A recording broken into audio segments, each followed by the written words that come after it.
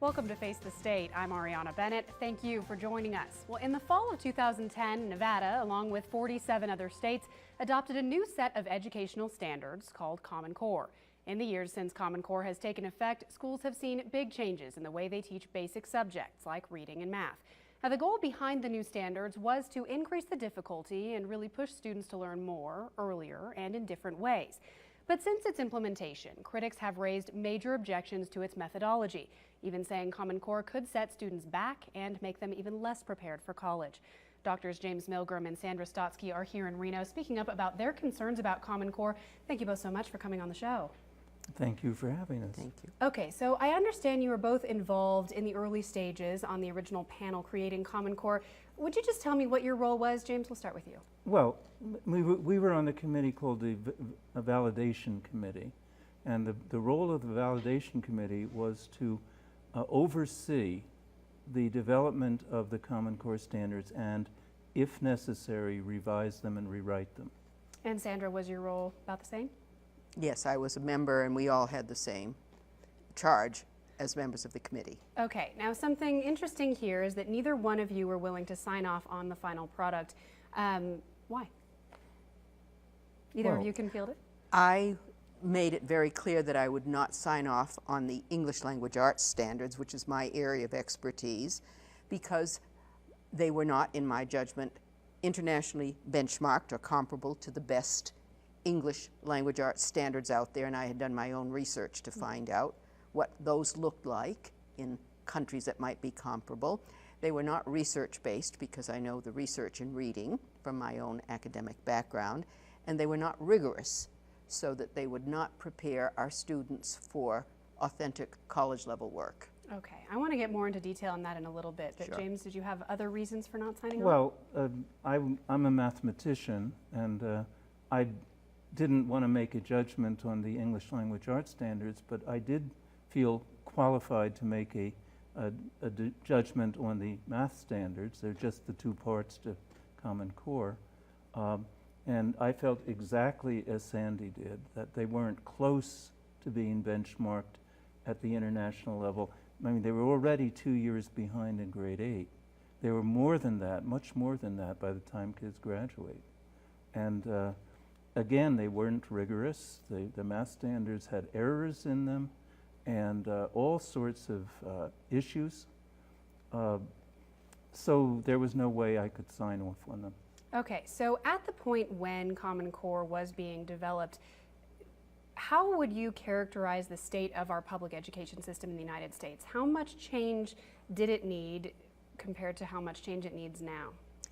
It needed a lot of change, in particularly the level of reading difficulty of textbooks and of, in English reading classes, whatever works students would be assigned to read. And there isn't any indication that Common Core is going to affect what really needed to be changed, which was how to stop the 50-year decline in reading levels for what students are expected or assigned to read, and to start moving students back up again. We've had a problem with the decline in the SAT verbal scores as evidence for the fact that we just haven't gotten back where we were before 1960. Now, okay, let's get into reading language arts a little bit. Specifically, how did Common Core miss the mark? I think many people agreed that some kind of review needed to be done. All these people came together, all these different representatives, all these different teachers, there was so much input. Where did it go wrong? It actually didn't get the kind of input it should have gotten. It used people who, frankly, were not qualified to write English language arts standards, which is something I have written a great deal about.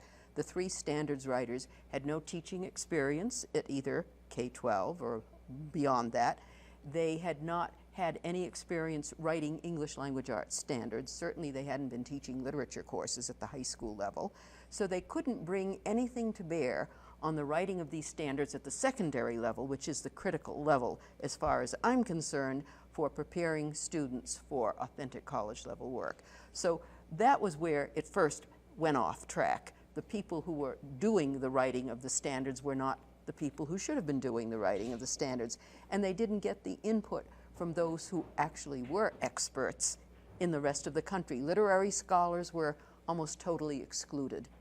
One would have thought, call up a few English departments at our colleges or universities, find out what they would expect incoming students to be able to handle, the kind of reading they should do. Not specific works, but the kind of reading, the level of reading.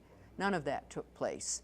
So they were uninformed by what they were calling college-ready standards written by people who really didn't have a clue what college readiness meant in any real context. Was it the same picture in the math sector? Oh, as bad as the picture Sandra describes, the picture in math actually was a little worse. The three main authors of the math standards had between them 2 years of teaching experience and that teaching experience was in middle school.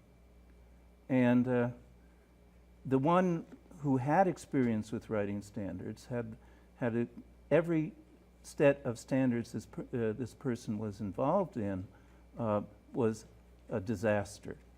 In particular, the standards that he had worked on most closely were the 1992 California standards, and they were so bad that from 1992 to 1996, California dropped from middle of the pack among all the states to 49th. Our perspective was, thank God for Mississippi. And so these are the people that are writing the math standards. So how did they pass? I mean, if this was known to be an issue, how did we get to this point where 48 out of 50 states? It wasn't. It was 45 and it's down from there now. They're still trying, many states, to get out of Common Core. But your question is really an important one because it opens up the question, how did all of these state boards of education, for the most part, they were the ones approving these standards, on what basis did they make their decision? I was on the Massachusetts State Board of Education at the time. No one wanted to find out what college readiness meant. No one was asking higher education people, does this meet your understanding of college readiness? Nobody was asking the right questions. Reporters, the media, I'm sorry to say, were all out to lunch. Not one of them bothered to ask an expert, someone who could read high school math or high school English standards, to find out, what did you think of these as standards? So we had ignorant, for the most part, people on state boards, people who are college educated and certainly intelligent people, but they wouldn't ask any experts to help guide their decision making for something called college readiness, which was beyond their ability to understand. We still don't understand it, frankly. I don't. Why not one state board member in this country, so far as I know, ever asked anyone in engineering, mathematics, or science at the college level, what do you think of these so-called college-ready standards? Okay. Not one. So moving forward, say we want to improve this system, we want to get a set of standards that works, is it possible to alter Common Core, or does it need to be scrapped entirely? How do we move forward? Well, the first thing is that Common Core is copyrighted. Copyright. We can't change it. We have that any change would be done by the copyright owners, and they have rejected any. We asked on the validation committee, we asked for a means to modify them and correct whatever errors are there. So it would need to they be, wouldn't do it. So there it was would no need to be mechanism taken, built in for revising them. They were to be set in stone, so far as we know.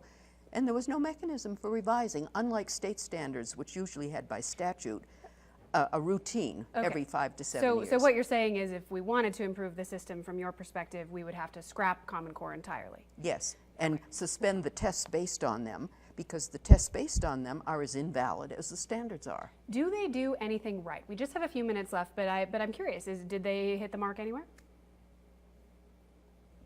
I would say that they hit it right in elementary reading in the fundamentals strand, but that doesn't mean that they're being taught right, because the question is how teachers are being told or trained to embed these reading fundamentals, which are there, in the context of a so-called whole language or balanced literacy framework.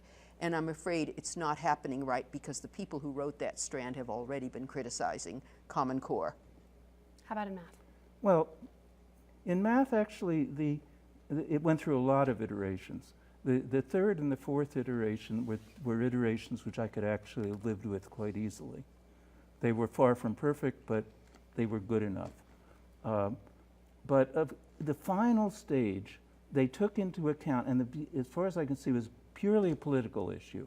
They took into account the comments from various state departments of education and other interested agencies and made corrections, quote unquote, to the then existing standards to satisfy those people so that they would buy into them. The problem is that's where almost all the errors and all the difficulties came in. Okay, I just have one final question, and we'll try to keep it brief. But I have heard from many people who actually do approve of Common Core, teachers, parents, and administrators. Why do you think not everyone is against it? Maybe I should answer that. Go ahead. So here's the thing, that as I said, the main writer, the writer who really seemed to shape the thing, had written the 1992 California standards. And they were so problematic that I and some colleagues at Stanford had to come in and change everything that in California in 1998. But during the period from 92 to 98, the words that I was hearing are exactly the same words you were saying.